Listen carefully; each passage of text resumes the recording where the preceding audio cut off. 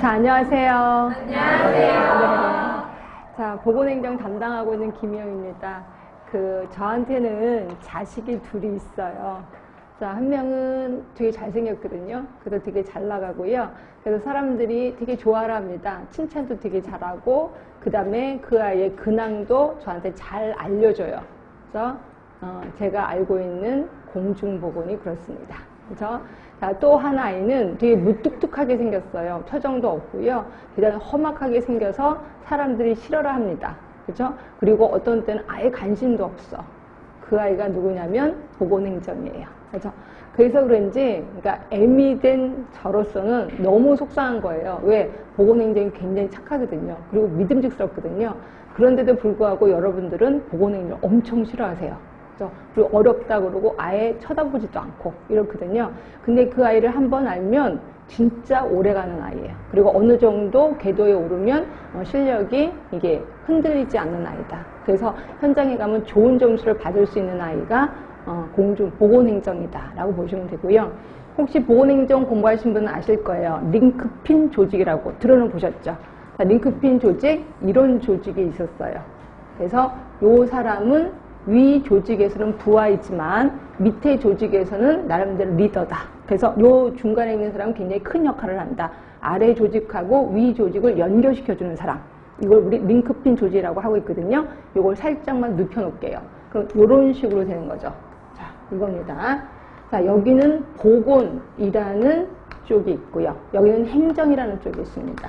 요 두 개를 연결하는 게 보건행정. 결국 우리 하는 일이라고 보시면 돼요. 결국 우리는 보건행정 공부하려면 보건도 알아야 되고 일반 행정도 알아야 돼요. 그렇죠?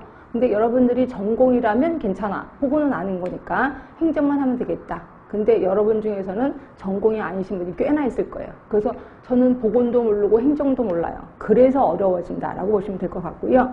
자, 그러다 보니까 보건 쪽에서 볼 때는 보건행정은 얼굴도 못생기고 무뚝뚝하고 재미도 없어. 그러나 일반 행정하는 애들이 보면은 보건행정체 왜 저래? 실력도 없고 어디서 행정한다고 저러는 거야? 라고 무시를 당하기 쉬운 게 요 보건행정. 그렇죠? 그렇지만 굉장히 중요한 역할을 합니다. 보건과 행정을 연결시키는 다리 같은 역할을 하는 거거든요. 제가 왜 이 얘기를 하냐면 저는 보건소에서 7급으로 근무를 했었거든요. 10년 동안 근무를 했었는데 그때 당시에는 저도 행정을 했었는데 맨날 그 일반 행정, 결국 구청에서 회의하라고 오라고 그래요. 이만한 수첩을 들고 가요. 일반 행정하는 애들은요, 말도 안 되게 어려운 단어를 씁니다. 근데 그게 일부러 쓰려고 하는 게 아니라 일상생활화된 거예요. 그러다 보니까 회의를 할 때 맨날 어려운 말만 해요. 그렇죠? 분명히 한국말은 한국말인데 듣지를 못 들었던 얘기야. 그럼 저는 일일이 그걸 다 썼어요. 말던 다 썼는데 어느 날 하루 그 일반 행정하는 아이가 우연찮게 제 노트를 본 거예요. 그들이 코가 막 배꼽을 잡고 웃더니 이런 것도 썼어? 바보 아니야? 그래서 막 그게 크게 웃는 거예요. 저 너무너무 화가 나갖고요. 그래서 그 자리에서 바로 석사 보건행정을 제가 한 겁니다. 너무 화가 나갖고.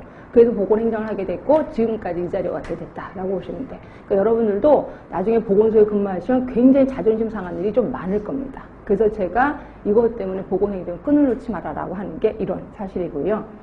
자, 우리 여러분들 이제 연애를 좀 해보셨을 거예요. 그래서 이제 낯선 남자, 낯선 여자를 딱 만났을 때, 자, 처음 만났을 때, 저 사람 왜 저러지? 사고방식이 이상한데? 예, 처음에 그렇게 시작합니다. 근데 시간이 흐르면 흐르고 자꾸 만나고 하면 어느새, 다 모든 걸 이해하게 되는 거죠.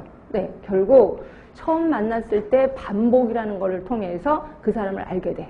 그래서 이런 거 똑같이 보건행정도 반복을 해야 된다. 예, 반복을 해야만이 살아남는 길이다라고 생각하시면 돼요. 그래서 저는 수업을 반복을 하겠습니다. 여러분이 귀가 막 지겨울 정도로 반복을 하겠습니다. 자, 일단 제가 하루에 3강을 해요. 3강을 하는데 한 번 1시간 하고 10분 쉬고 1시간 하고 10분을 쉴 겁니다. 1시간 하고 끝날 때쯤에 자, 우리 책에 보시면 50쪽이 있을 거예요. 50쪽에 자, 새 책이 돼서 예전 책 갖고 계신 분은 좀 안 맞을 수 있는데 얼추 맞을 것 같아요. 55쪽이네. 55쪽에 보시면 파이널 테스트라고 해서 실력 점검 문제, 일명 제가 가로놓기가 있습니다. 그래서 제가 한 1시간 정도 수업하고 한 5분 정도 남겨놓고 요거를 할 거예요. 그러니까 요거는 1시간 내내 배웠던 거를 꼭 중요한 단어들을 외워야 된다. 그래서 가로놓기를 한 겁니다. 그래서 요번에 합격수기에 보니까 한 분은 요걸 아예 복사를 하셨대요. 복사를 해서 여기에 필요한 거 더 쓰고 그 다음에 이걸 갖고 계속 외웠다고 얘기를 하더라고요. 아주 좋은 현상입니다. 그분은 시험장까지도 갖고 가신 것 같아요. 그러니까 이렇게 해서 어려운 단어를 중점적으로 외우실 수밖에 없습니다. 그래서 이거 좀 많이 활용하시고요. 자, 그리고 나서 오늘 수업이 끝나면 그 일주일 분량, 다음 주에 한번 또 만나잖아. 우리 일주일에 한 번씩 만나니까 이게 일주일 분량이에요. 그럼 여러분들은 집에 가셔서 일주일로 나눠서 이걸 매번 공부를 하는 겁니다. 공부를 할 때도 오늘은 예를 들어 14쪽을 공부했어. 그럼 오늘은 2쪽씩, 일주일이면 이거 뭐 14쪽이 되는구나. 그 오늘 2쪽, 내일 2쪽. 이게 아니라, 자, 오늘은 2쪽 들어갑니다. 내일은 처음부터 다시. 그래서 4쪽. 그 다음날 또 다시 처음부터 6쪽. 이런 식으로 하시는 겁니다. 그래서 일주일이 다 지나고 나면 맨 앞에는 딱 찔러